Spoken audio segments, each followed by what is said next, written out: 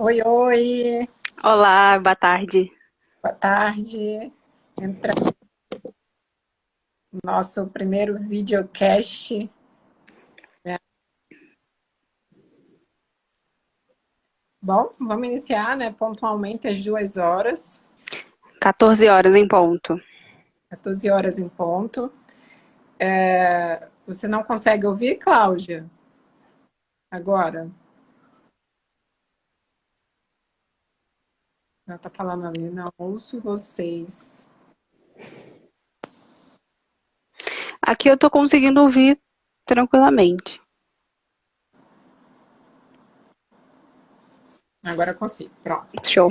Bom, então, boa tarde a todos, todas, todes, né?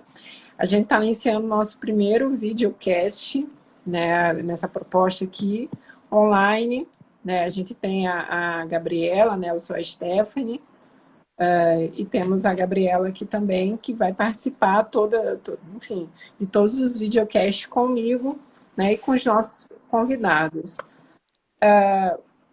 Por que esse videocast sobre comunicação alternativa, né? Essa semana toda de comunicação alternativa. Porque a gente está no mês de outubro, né, que é o mês de conscientização da comunicação alternativa, né? Então, nada melhor do que começar, né, nossos vídeos, né, os nossos videocasts, que é uma proposta muito parecida com o podcast, só que é em vídeo, com a nossa primeira convidada, né, que eu vou deixar para a Gabi falar, né? Sim, eu já vou iniciar aqui convidando a nossa primeira convidada, agradecer pela presença dela. É a Cláudia Togashi. Claudinha, você pode aceitar aí. Ela é pedagoga, psicopedagoga, mestre e doutora pela UERJ, pela Universidade do Estado do Rio de Janeiro, e ela também é professora do município. Seja bem-vinda, Cláudia. Aqui tá tudo preto para mim, não sei se para você também tá, Stephanie. E tá também, não Para sei. mim também tá. Agora Aqui, Agora sim. sim. Seja bem-vinda, Claudinha. Obrigada pela sua presença. Nada melhor do Oi, que meninas. a Cláudia, né? Com Oi, certeza. meninas. Boa tarde, tudo bem? Muito obrigada pelo convite. Não sei como faz um videocast, mas A gente vai conduzindo aqui. vocês podem aí me ajudando. Bom, na verdade, eu fiquei muito feliz pelo convite, porque é sempre muito bom falar de comunicação alternativa, né? E a gente que está aqui na prática, no dia a dia, né? Na nossa luta diária, na sala de aula, a gente sabe o quanto que é difícil implementar a comunicação alternativa, por mais que a gente sempre oriente, sempre busque, né, caminhos alternativos para a comunicação, ainda tem sempre um questionamento, uma dúvida e uma insegurança que fazem as pessoas não fazerem uso da comunicação alternativa, né? Por medo, por desconhecimento, por medo de fracasso, né, enfim. E aí isso é sempre bom conversar para a gente desmistificar, né, essas questões aí que acabam atrapalhando o início, né, o pontapé inicial dessa comunicação alternativa. Mas, bom, eu vou falar um pouquinho então desde do Cláudia, início, né, como que fala. aproveitando que você falou, né, do medo, né, das angústias, né? Como foi que você conheceu assim a comunicação alternativa? Assim, qual foi seu primeiro contato? Como que ela chegou até você? Poderia falar um pouquinho? Então, Stephanie, quando eu ainda era da graduação de pedagogia na UERJ, em 2006, uma amiga minha veterana, né, mais velha do que eu na época na graduação, na pedagogia, ela estava saindo de uma bolsa de iniciação científica, né, com a professora Leila Nunes, e aí ela precisava substituir alguém para a bolsa. E aí ela me convidou. E aí ela falou assim, na época, o nome dela é Rita, né? A Rita falou assim, Claudinha, tem uma bolsa de iniciação científica, mas eu preciso sair porque eu acho que ela ia começar a época dos estágios dela, então ela ia ficar muito ocupada, né, com estágio e tal. Aí ela falou assim, a professora Leila está pedindo alguém para substituir, e aí ninguém melhor do que você para ocupar a vaga, mas eu falei, mas eu não tenho a menor ideia do que eu quero fazer na minha vida ainda, eu acho que eu estava no terceiro período, ainda em 2006. Eu entrei na UERJ em 2004, muito tempo atrás. Então, em 2006 eu tenho, né, 2 anos apenas de universidade. Eu não tinha a menor ideia do que eu queria seguir na minha vida na área, né, da educação acadêmica, pedagógica e tal. E aí pintou essa oportunidade aí de iniciação científica. Eu não tinha a menor ideia do que era uma iniciação científica, não tinha uma ideia do que era comunicação alternativa, nem do que era pesquisa, né? Hoje em dia eu sei o quanto que a pesquisa é importante no Brasil e o quanto que a gente deve valorizar, né, as pesquisas e tudo mais, enfim, mas isso aí é papo para outro videocast. E aí, esse foi meu primeiro contato com comunicação alternativa, então. Então eu comecei a frequentar escolas especiais, comecei a frequentar, entrar em contato, né, com pessoas, público-alvo da educação especial, que até então eu também não conhecia muito sobre paralisia cerebral, não conhecia nada sobre autismo, né, não sabia desse mundo de educação especial, porque eu não sabia nem sobre o mundo de nada, porque eu estava na faculdade ainda. Então, conhecer a comunicação alternativa logo no início, né, na introdução, lá na fase inicial da formação, né, na formação inicial como graduanda de pedagogia, eu acho que foi fundamental assim para minha vida hoje em dia também, né, para conhecer a comunicação alternativa hoje em dia. E aí foi bom. Então, meu primeiro contato foi esse. Foi desde 2006 que eu tenho contato com a comunicação alternativa. Desde 2006 eu estudo comunicação alternativa. Comecei a frequentar, né, os congressos de comunicação alternativa. Já fui para o Rio Grande do Sul, já fui para Natal, já fui para Campinas, já teve no Rio de Janeiro também. Então a gente correu assim o Brasil inteiro em busca de conhecimento, de conversas, de trocas de comunicação alternativa. E é sempre muito bom, né? Participar de congressos e de seminários e de trocas com pesquisadores da área de comunicação alternativa. Bom, é isso. Aí, desde então, eu trabalho com comunicação alternativa e eu não sei trabalhar de outra forma. Então, quando tem um aluno da educação especial, claro, não oralizado, né? Alunos que tenham necessidade na comunicação, o meu apelo inicial sempre parte da comunicação. E aí, quando a gente fala de comunicação alternativa, é engraçado que as pessoas logo pensam nessas fichas de comunicação, já pensam logo, né, nesses papeizinhos impressos e falam que não sabem trabalhar com isso. Mas, na verdade, gente, comunicação alternativa nada mais é do que toda forma alternativa fala de falar, de comunicar. Então, tudo que não é fala é comunicação alternativa. Um gesto é uma comunicação alternativa. Uma expressão facial é uma comunicação alternativa. Então, a gente tem gestos não convencionais também, que são comunicação alternativa. E, na verdade, não é só aquele papelzinho, só aquilo que a gente chama de comunicação alternativa. Comunicação alternativa é um conjunto de muitas coisas que são alternativas à fala, né? E aí, na verdade, quando a gente está falando em alunos que não têm não têm facilidade de comunicação, têm necessidades mais complexas na comunicação, a gente acaba falando só de estratégias de papel e impressora para poder fazer a comunicação, mas na verdade não é isso. A gente tem que fazer a comunicação acontecer de todas as formas, né? Desde que a gente consiga parar para ouvir e entender o que aquela pessoa quer falar, né? Seja por forma de choro, seja por forma de protesto, né? De gritos, ou então comportamentos inadequados. Para mim, tudo isso é forma de comunicação. Claro que é difícil, às vezes, entender, né? Uma forma não convencional de comunicação como a fala, é difícil. Mas é por isso que a gente precisa se colocar no lugar do outro para a gente conseguir tentar ao máximo, né? Ter a escuta e a vez deles de se comunicar. Eu estou falando um monte de coisa aqui, eu não sei o que vocês estão falando, mas é por aí, entendeu? Muito bom, Claudinha. A Gleide colocou aqui que você é referência na área da comunicação alternativa, e realmente é mesmo. E aproveitando que você falou que está aí desde 2006 na faculdade, estudando sobre comunicação alternativa, né? Você se formou em como pedagoga, psicopedagoga, fez mestrado, fez doutorado lá na UERJ. Aí eu queria que você dissesse para a gente um pouquinho o que você considera, ou melhor, quais foram, né, os impactos da sua pesquisa, né, do mestrado, do doutorado, contar um pouquinho para a gente, para a sociedade. Olha, então, na verdade, as minhas pesquisas do mestrado e do doutorado, elas tiveram contribuições muito, eu acho, né, que para mim, para minha vida pessoal, muito boa na minha prática, para mudança minha, mudança de paradigma meu, mudança de visão minha em relação à docência, em relação a lidar com o outro, né, a questão até da empatia, e também, em ponto de vista, assim, acadêmico, eu acho que a minha pesquisa contribui no sentido de, a pesquisa do mestrado, ela é diferente do doutorado. Eu vou explicar então um pouquinho.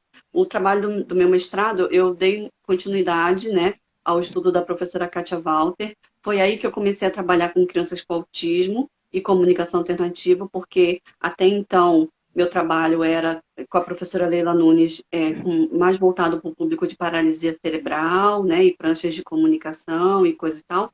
E aí, quando a professora Kátia Walter me convidou para fazer parte da pesquisa dela, com professoras do município, e aí eu comecei a ter contato, então, mais com crianças com autismo. E isso foi em 2010, 11, 12, talvez, eu acho que 2010. E desde então, também tenho minha atenção voltada aí para as crianças com transtorno do espectro autista, né? E aí, no mestrado, então, a gente trabalhou a implementação dessa comunicação alternativa no ambiente de sala de recursos, que é um ambiente que, assim, que eu gosto muito, inclusive, atualmente também trabalho com sala de recursos, né? E professoras do AEE, então, o meu trabalho é de formação continuada. E é uma coisa que eu gosto muito também, de formação continuada. Então, eu acho muito bom trabalhar com formação continuada na área da educação especial, e professoras especializadas, professoras que querem trabalhar com educação especial, por mais que tenham muita dificuldade, que tudo seja muito difícil na área da educação, a educação especial é mais difícil ainda, né? Então, eu trabalho muito com formação continuada, e eu acho que esse ganho, né, que as pesquisas mostram, que os estudos eles evidenciam, eu acho que eles servem justamente para corroborar com a prática pedagógica. E é isso que me deixa muito feliz, porque quando eu consigo botar em prática o que eu consigo trazer da literatura, gente, eu acho que isso é a coisa que mais me fascina. Ou então, comprovar na prática o que a literatura tem mostrado é uma coisa muito legal também, né? Hoje em dia, tem até um estudo do professor Carlos Schmitt, né, que ele fala de educar com pares, né? E eu trabalho com a turma de educação infantil. E a minha turma de educação infantil tem uma criança com autismo e eu ensino as outras crianças a trabalharem com eles. Quer dizer, não é exatamente do jeito que ele trabalha, né? Porque eu não sei como é a metodologia da pesquisa dele, mas me baseando um pouco na pesquisa dele, eu falo e eu reitero o que ele vê na literatura, né? O que ele consegue encontrar nos achados dele, que as crianças conseguem ensinar e aprender e aprender com o outro, às vezes é muito mais importante, muito mais qualitativo, né, o que eles têm, do que um mediador, talvez, fazendo esse trabalho de ensino, de aprendizagem, de colaboração, né, de trabalho colaborativo.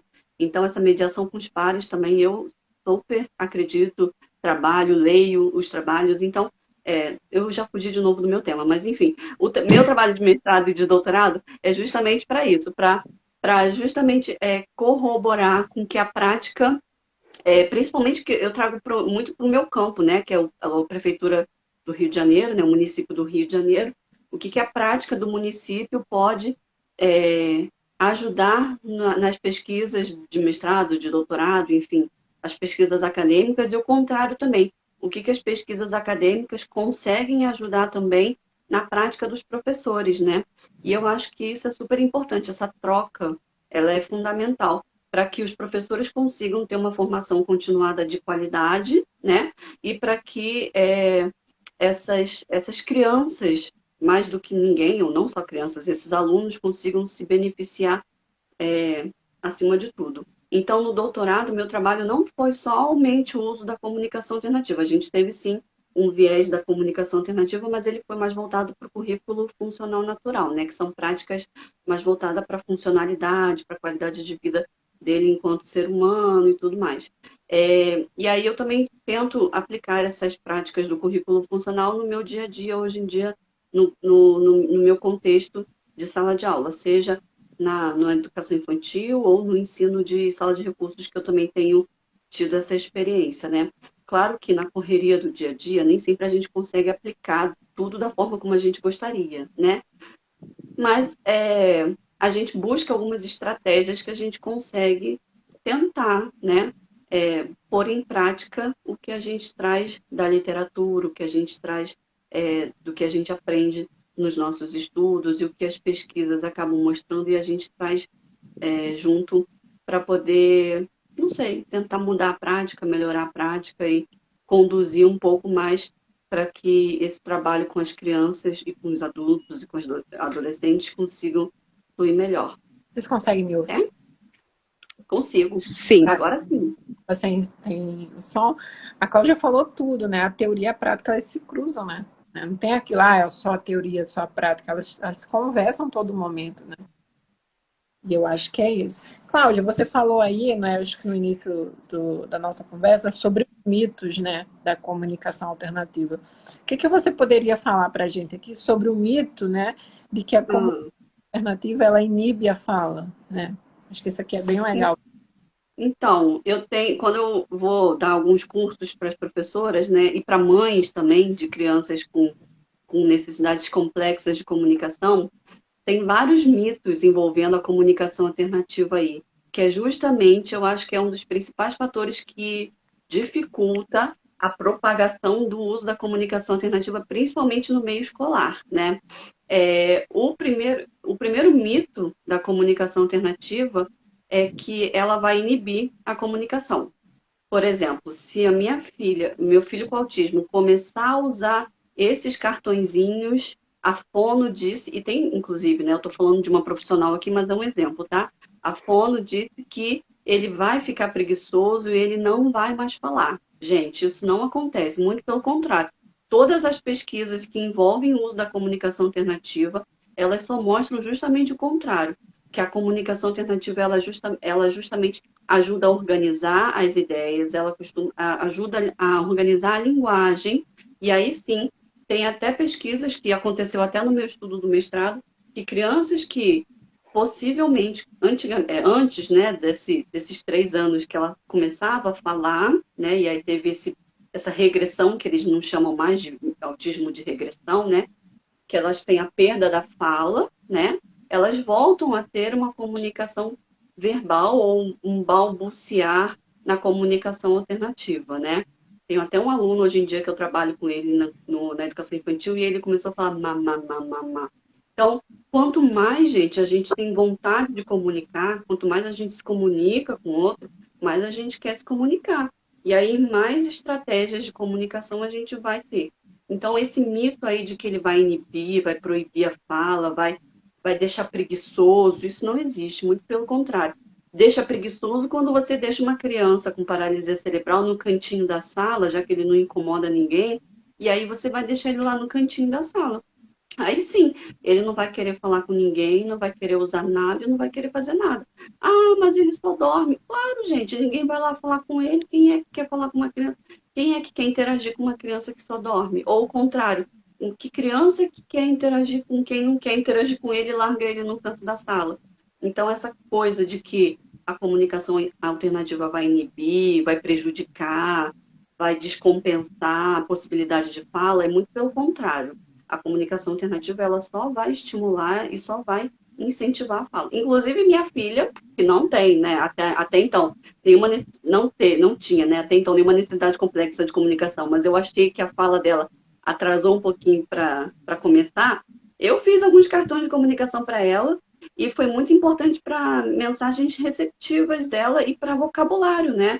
Porque ela pegava os vocabulários e mesmo ela não sabendo falar, ela ela queria pirulito, né? Que eu não dava, claro. Ela pegava o cartão de pirulito e falava, e apontava.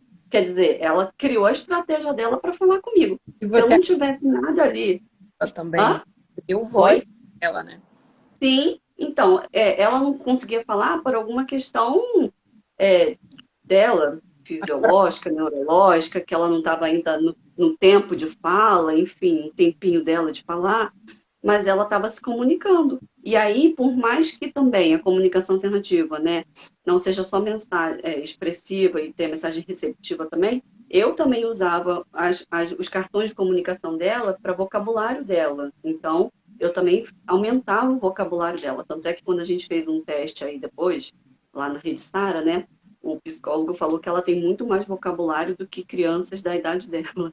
E aí foi, né, uma das estratégias foi o uso da comunicação alternativa. Ele, nossa, ela sabe verbos no gerúndio, coisa que criança da idade dela não sabe. Aí eu falei, porque a gente usa muito a comunicação em casa, a gente conversa muito com ela. Eu sempre converso muito com minha filha. Então, gente, quanto mais a gente conversar com uma criança que tenha necessidade complexa de comunicação, seja com comunicação alternativa, seja com a própria fala, que a gente tem a fala, a criança não, né? A pessoa não, nosso interlocutor não, mas de qualquer forma de comunicação, a gente vai ter um aumento aí nas intenções comunicativas. Então, a gente não tem como diminuir, privar ou inibir a fala. Esse é um mito muito comum que as mães têm, mas muito errado, né? E aí elas têm muito medo de usar a comunicação alternativa por isso. Vocês querem ver outro mito que existe muito aí, que eu acho muito legal? Eu acho legal porque as professoras têm muita vontade, né? Elas têm vontade de querer começar a comunicação alternativa. E sabe qual é o primeiro cartão que elas usam? Vocês sabem? Banheiro Não. e Começa. água. Ah, Banheiro e água. Se você quiser ir no banheiro, você vai me pedir. Se você quiser água, você vai me pedir. Aí tá colado lá na sala, banheiro e água. E eu falo, gente, essa é outra coisa que não funciona. Mas, Cláudia, é muito importante que ele peça banheiro. Não sei. Eu falei, é muito importante. Mas a gente não vai conseguir começar comunicação alternativa com banheiro e com água, gente. Banheiro e água são necessidades, não são coisas de interesse que a gente vai buscar querer se comunicar.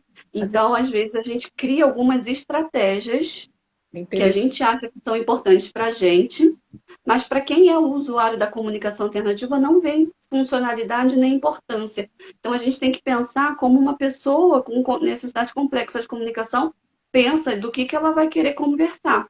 Afinal de contas, quando você está num elevador com algum estranho, você não pergunta para ele se ele quer beber água ou ir ao banheiro, né?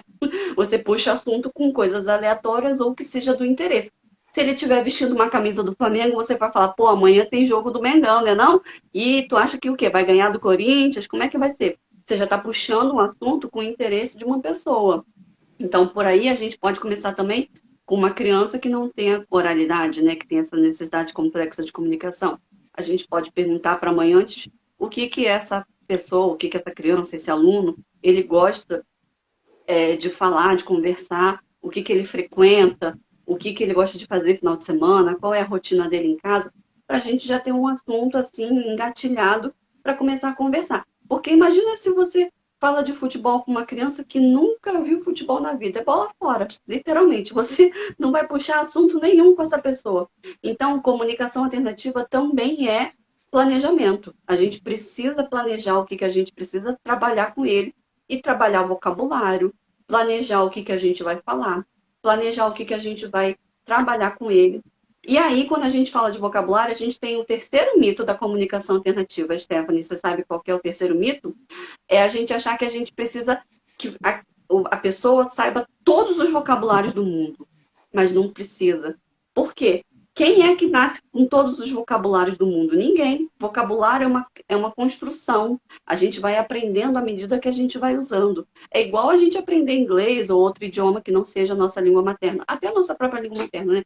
A gente vai usando conforme a gente vai precisando dela. É na funcionalidade. Se a gente não tem o uso da comunicação alternativa como algo funcional, como algo para a vida, a gente vai acabar se confundindo aí como algo que precisa aprender igual, enfim, matemática, português, não é assim. Comunicação vem antes das aprendizagens, dos conteúdos formais, né? Comunicação é para a vida, né? A gente precisa da comunicação para aprendizagem, claro, mas a gente precisa da comunicação para a nossa vida. Então, a gente precisa, antes disso, saber que o vocabulário a gente vai juntando, vai adquirindo à medida que a gente vai trabalhando um texto, à medida que a gente vai visitando outros lugares. Então, quando eu visitei a minha turma, o Aquarrio, eu criei uma prancha só com os peixes do Aquarrio, só com o que teria lá no Aquarrio. Ah, Cláudia, mas ele nunca viu um peixe na vida, ele nunca viu um peixe palhaço, ele não vai ter ideia. Mas a gente vai construir vocabulário lá, conforme ele vai vendo. É na vivência que a gente constrói o vocabulário.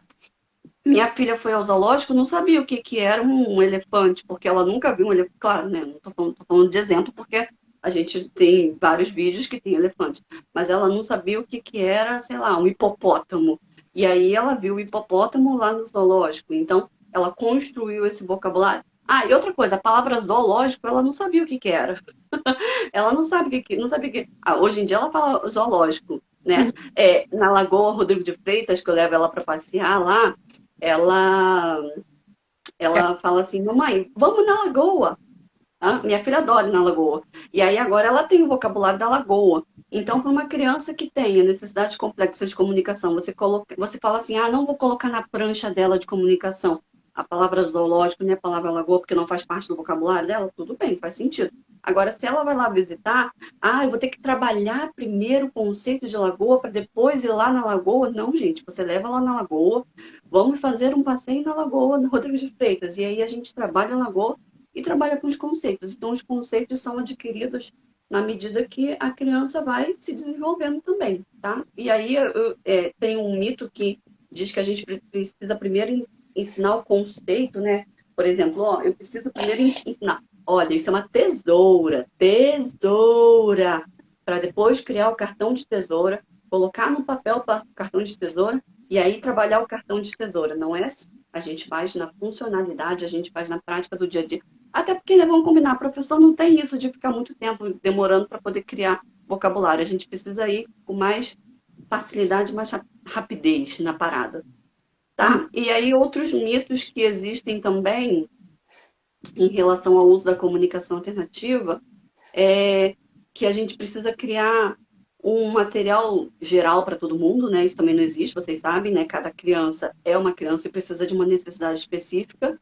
E outra coisa é que a gente precisa trabalhar com concreto, depois passar para cartão, passar para foto, para depois trabalhar. Não, gente, não existe isso. A gente não precisa primeiro trabalhar com cartão, depois trabalhar com concreto, depois trabalhar. Não existe essa ordem, isso não existe. Isso depende de cada caso. Tem criança que nunca vai, nunca, né? Nunca é muito difícil, que vai ter dificuldade para entender o que é um cartão de comunicação com a palavra tesouro. Então, a gente vai trabalhar com material real, concreto.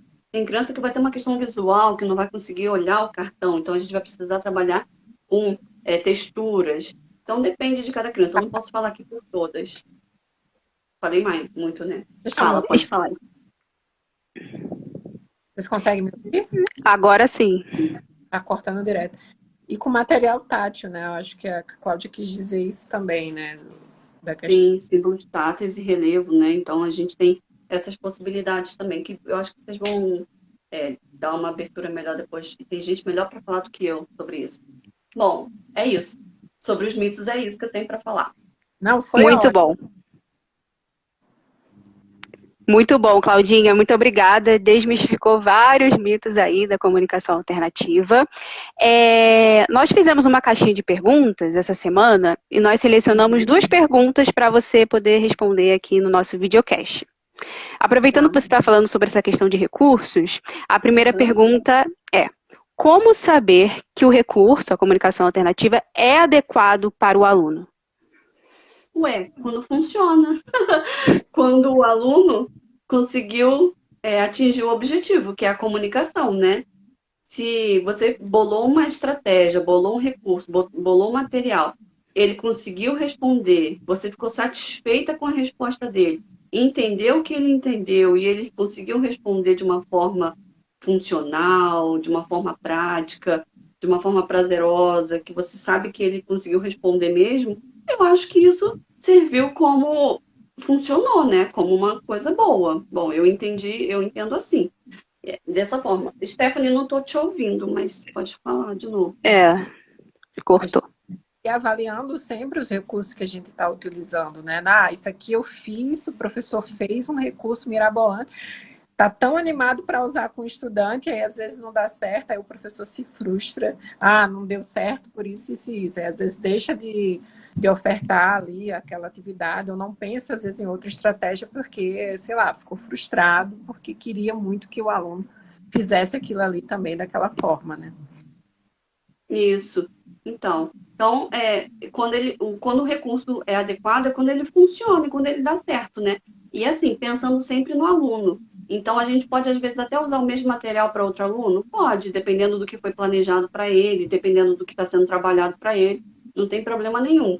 Mas tem que ver a viabilidade, né? Tem que ver se funciona ou não, tá bom? Boa. E a segunda pergunta, só para a gente fechar. É possível que uma pessoa com necessidades complexas da comunicação seja alfabetizada usando a comunicação alternativa como linguagem simbolizada? Então, eu já vi muitos estudos, né, de comunicação alternativa e alfabetização. E eu trabalho muito com comunicação alternativa e alfabetização. Então, eu não posso generalizar e dizer de modo geral para todos e afirmar que com certeza vai ser alfabetizado.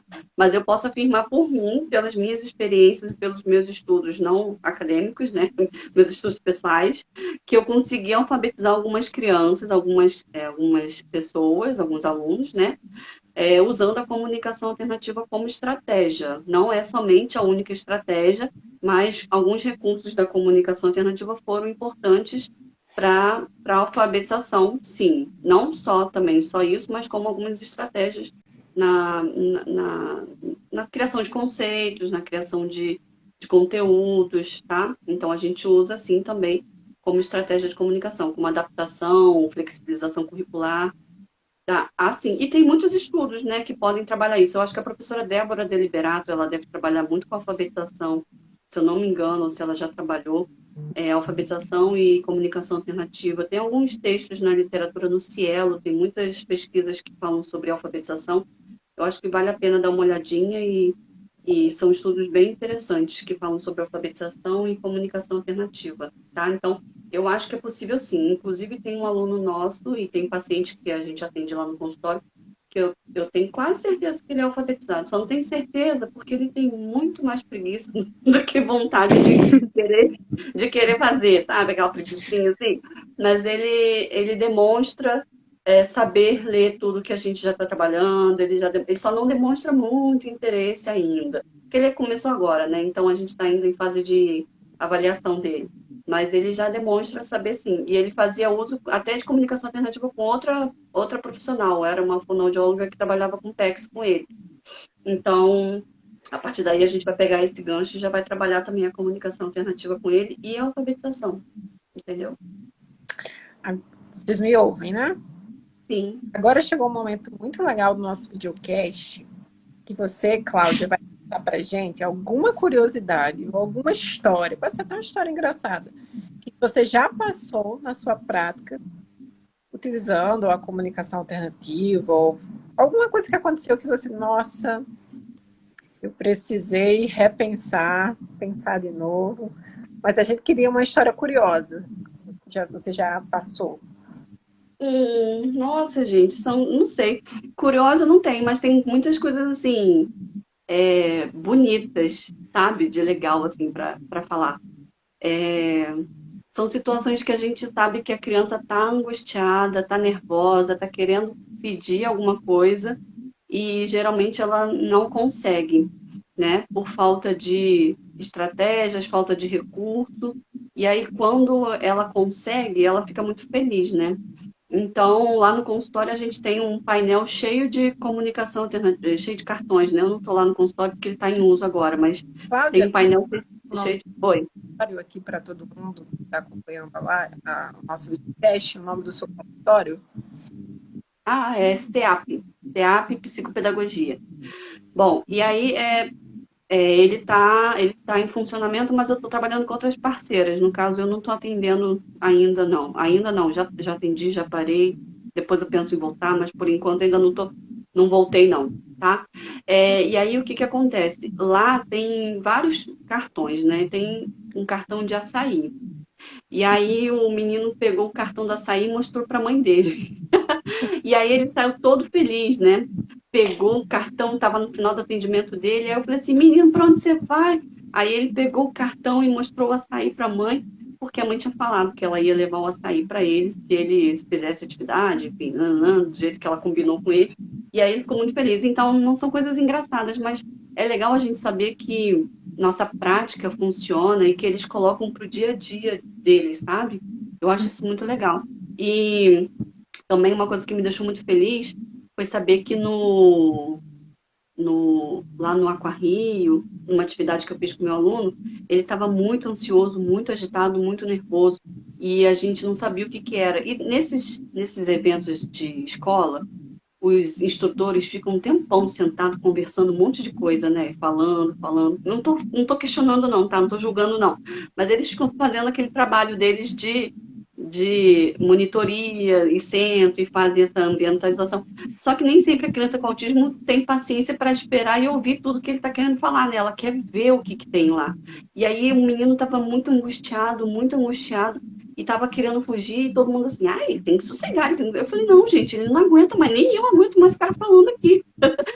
E aí eu falei assim, Felipe, fala pra mim o que que você quer, porque você tá muito nervoso. Aí eu peguei a prancha que eu fiz pra ele e mostrei, fala o que que você quer. Eu achei que ele queria ir no banheiro, ele começou a ficar nervoso, né? Achei que ele queria, sei lá, beber água, alguma coisa assim. Quando ele viu o peixe palhaço, que era o Nemo, né, que ele tinha trabalhado antes, ele apontou pro peixe, ficou muito feliz. Eu falei, ah, você quer ver o peixe palhaço? Putz, grila, é isso que você quer ver? E aí ele ficou numa felicidade, eu peguei ele, saí e falei, eu falei, né? Vou lá e não quero saber, depois eu volto com ele.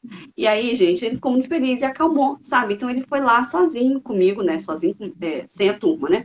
Eu fui lá com ele viu o peixe palhaço, olhou pro cartão, olhou pro peixe, olhou pro cartão, ficou muito satisfeito, sentou e ficou no lugar dele de novo, sabe? Então, assim, coisas que as pessoas não entenderiam, tratariam como menino mimado, menino desrespeitoso, menino que só quer fazer pirraça, né? Fazendo birra. Na verdade, ele só queria estar naquele momento em outro lugar. Ele sabe esperar. É o tempo dele de espera é diferente, né? Ele tem uma dificuldade para permanecer sentado, então ele queria fazer isso. Então, assim, não são situações engraçadas. Eu deveria ter algumas situações engraçadas, sim, é, mas são situações com comunicação alternativa que eu tenho mais bonitas do que engraçadas. São situações que eu gosto muito de compartilhar, porque me emociona muito saber que eles querem se comunicar e eles nem sempre têm essa possibilidade de comunicação, né?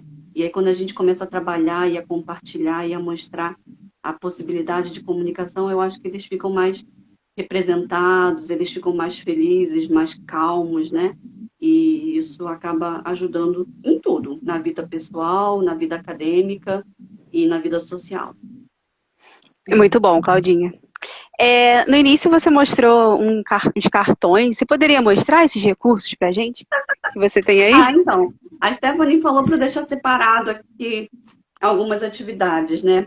E aí, como falaram de alfabetização, eu trouxe aqui um trabalho que eu fiz até para uma professora. Eu estava ajudando uma professora da minha escola que eu estava trabalhando lá, e aí ela queria começar a trabalhar a alfabetização com o aluno dela. E aí eu pensei em algumas coisas aqui, então eu vou compartilhar com vocês, tá? Legal. Quanto tempo que a gente vai demorar isso? Porque eu adoro falar e falar e falar. Se tiver que cortar, vocês me falem, tá bom? Então, assim, a partindo de um livro, né? Sempre gosto de partir da leitura de um livro, a gente vai trabalhar a comunicação alternativa com duas perspectivas, né? Para alfabetização e para interpretação de texto, para saber o que a criança se apropria, como ou do que ela se apropriou daquela informação, tá bom? E aí, claro que isso tudo, gente, tem que estar de acordo com o planejamento dele, com o PEI dele, com o que foi trabalhado com ele, enfim, isso aí não cabe, né, aqui a gente discutir, porque eu estou falando de uma criança específica, foi criado para um aluno específico, mas claro que a gente, só para vocês terem uma ideia de como que a gente pode trabalhar mais ou menos, tá?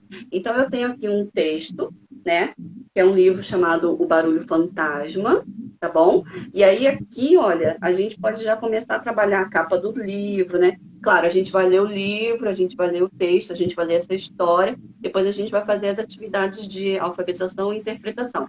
Então, aqui a gente pode completar já o título do texto, Barulho Fantasma. E aqui eu tenho as letrinhas dele. Ah, Cláudia, mas isso não é comunicação alternativa. Não, isso não é comunicação alternativa. Isso é uma atividade de alfabetização que a gente vai parear, a gente vai ver. A criança não sabe ver tudo isso. Fantasma é uma palavra muito grande, ela só está trabalhando vogal, então a gente só vai pegar as vogais, enfim. Isso aí você sabe melhor do que eu que a gente vai fazer. Como que a gente transforma isso aqui numa comunicação alternativa? Comunicação alternativa, então, o que diz a literatura é que quando a pessoa que não tem, né, a fala, que tem necessidade complexa de comunicação, precisa de estratégias para se comunicar. Então, a comunicação alternativa parte da pessoa usuária da comunicação alternativa, né? Então, isso aqui para ela, para a professora, não é a comunicação alternativa. Para a pessoa que precisa da fala, sim. Então, você vai perguntar para ela, vamos fazer o barulho fantasma. Pega para mim a letra F. Onde que está a letra F? E aí, pode ser que seja, eu não sei, dependendo do que está trabalhando no PEI, né, dele, você pode mostrar para a criança, ela pode olhar, né, apenas apontar com a visão, ela pode pegar com a mão, e aí são várias estratégias que a gente tem, são técnicas, né, de resposta que a gente pode falar, né, e aí a gente tem que estar muito atento também para essa técnica, né, para como que vai ser, combinar essa resposta. A gente pode também falar, é a letra F, e se for, você dá um sorriso, né, e a gente pode combinar de várias formas. Então, na verdade, isso aqui não é a comunicação alternativa. A comunicação alternativa é a resposta que eu quero, como que eu quero que o meu aluno fale essa resposta da atividade. É apontando, é mostrando, é verbalizando, fazendo expressão facial, sorrindo, fazendo careta, mostrando a língua, botando a língua para fora na opção certa. Então, isso é a comunicação alternativa. A comunicação alternativa está aí. Ela não está aqui especificamente ou necessariamente, tá? Então, tá. Aí tem o texto Barulho Fantástico. E aí, a gente tem as perguntas de interpretação. Então, a primeira pergunta, eu não estou com o livro aqui, porque o livro ficou na escola, mas vocês, só para terem uma ideia, número 1, então, onde que o Mário, que é o personagem da história, ele estava deitado? E aí a gente pode voltar lá na história, né? O Mário, gente, ele estava deitado onde? Fala para mim.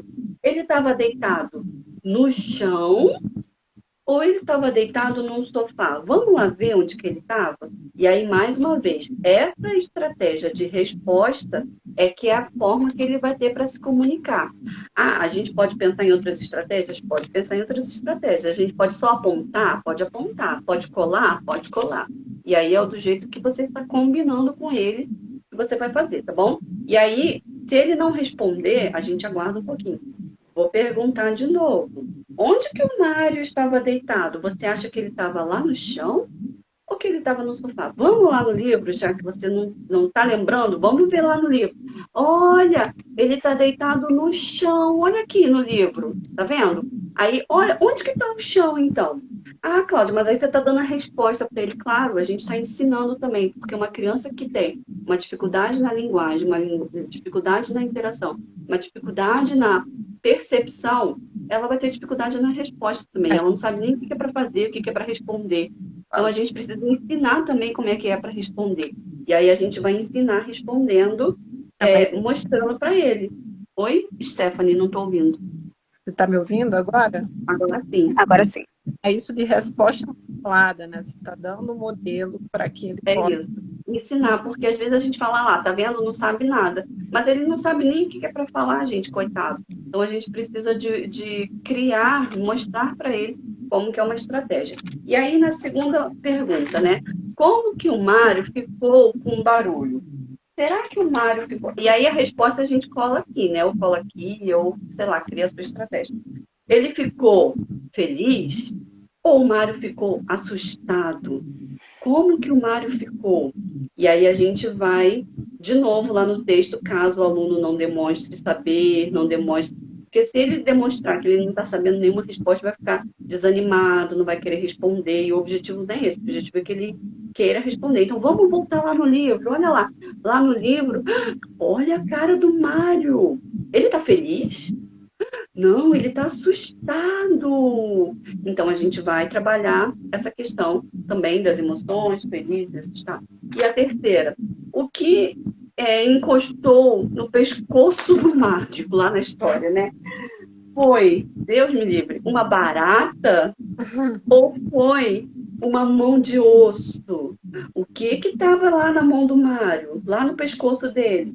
Conta pra gente. E tudo isso, na verdade, não é alfabetização, mas é uma interpretação, né, gente? A interpretação do texto, ela pressupõe aí, ó, um monte de coisa de alfabetização. Porque depois, aí tem várias perguntas, tá? Eu não vou fazer todas, não, porque eu não tenho também muito tempo aqui, mas eu fiz 3 perguntas de interpretação de texto, e aí todas elas têm 2 opções de resposta. Poderia ter mais opções de resposta? Poderia. Poderia ter menos? Poderia. Poderia ter só uma? Poderia também. Dependendo do nível da criança, do grau de comprometimento, a gente vai fazer de acordo com o que cada um precisa, tá bom? E aí depois a gente vai para alfabetização, né? Vamos escrever o nome das palavras que aparecem na história. Então tem um menino que chama Mário, tem um robô que aparece na história, tem um fantasma que aparece na história e tem uma mão que aparece na história. Vamos escrever essas palavras aqui e aí a gente vai trabalhar. Ah, mas como é que você trabalha a alfabetização? Aí, gente, não tem como falar hoje. nesse videocast não tem como responder. Várias estratégias. Para cada criança a gente pensa de um jeito, para cada aluno a gente pensa uma estratégia diferente, tá? Mas a ideia é essa, a gente vai trabalhando sempre usando imagens que ajudam e facilitam a compreensão da criança, principalmente a criança não verbal, que tem essa necessidade complexa de comunicação, mas a gente trabalha também o processo da alfabetização individualizado com cada criança, dentro do interesse, né? Isso é o que propõe até o meu trabalho do doutorado, né? Dentro do interesse, dentro da faixa etária, dentro do que está sendo proposto no planejamento. Tá bom? É isso, foi isso que eu trouxe para vocês, para compartilhar com vocês o meu trabalho de comunicação aqui. Eu gosto muito de fazer interpretação de texto com comunicação alternativa. Quando tem que adaptar a prova, eu peno, né? Mas é um trabalho que eu gosto muito. Mas, assim, falta tempo de planejamento, falta tempo de organização e tudo mais. Mas é um trabalho que vale muito a pena fazer. Adaptar para a comunicação alternativa, eu acho que é sempre muito válido, né? E a criança fica muito feliz. Eu gosto muito. Sim. Muito bom, Cláudia. E só se você puder dar uma dica aí pro pessoal, como que você faz esses cartões? Existe algum site que você pega as imagens? Ah, sim, então. É manual, né? Mas tem o site do Arasaki, que ele disponibiliza imagens gratuitas e ele pode até mudar de cor, mudar o fundo, você pode mudar tem vários pictogramas lá, você pode usar à vontade. E quando não tiver, você pode usar o Google Imagens. Então não tem uma regra, não tem. E assim, não tem por onde começar, sabe? Eu acho que começar é assim, eu vou começar um texto com um aluno e eu quero fazer uma interpretação. Começa daí, amiga, vai aí e começa por aí. Não tem uma ordem, não tem que começar por um começo igual a todo mundo, sabe? É isso. É meter as caras e começar. Começar a acreditar nisso também. Acreditar isso. E acreditar que realmente a comunicação alternativa vai fazer um diferencial, acreditar que a comunicação alternativa vai fazer a criança interagir melhor, aprender melhor, se comunicar melhor e que vai ter isso para a vida, né? Vai ter como benefício para a vida. Sim. Gente, nossa, tem que ter mais assim, só com a Cláudia, tipo, episódio. Nossa, muito bom. Togashi aqui. Foi maravilhoso. Assim, muitas coisas foram aqui, né, Gabi? Muito bom, Claudinha. Você sempre dando uma aula aí pra gente e não canso de te ouvir, porque é muito bom. A gente sempre aprende alguma coisa nova. Então, muito, muito obrigada mesmo. Nada, eu que agradeço. Cláudia, se você quiser se também aqui, do pessoal, falar um pouquinho do do seu consultório, para o pessoal seguir você? O meu consultório é o CEAPE, CEAPE, Psicopedagogia. Lá a gente trabalha com trabalho de comunicação alternativa, desde crianças pequenininhas com 2 anos de idade até adultos já, né? Já tem um rapaz, um jovem, né, de mais de 18 anos. E a gente trabalha bastante com currículo funcional natural, com práticas para a vida, com interesse dos alunos, dos pacientes, né?